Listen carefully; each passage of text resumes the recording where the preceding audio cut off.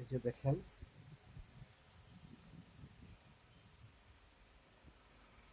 এটা খুব একটা লক্ষ্মী কবুতর। এটা অবশ্য আমাদের যে আমরা কবুতর চাষ করি না ওই কবুতরই, বাট এটা আফ্রিকান কবুতর। এটা সারাদিন আমার রুমের ভিতরে থাকে, বাইরে কোথাও যায় না। এটা শত চেষ্টা করেও বাইরে পাঠানো যায় না।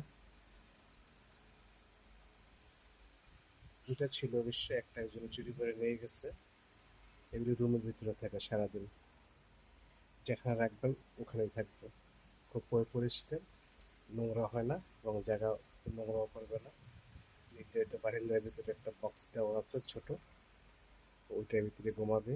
আবার সকালবেলা হলে ওটা থেকে বাইরে সারাদিন রুমের ভিতরে হাঁটবে।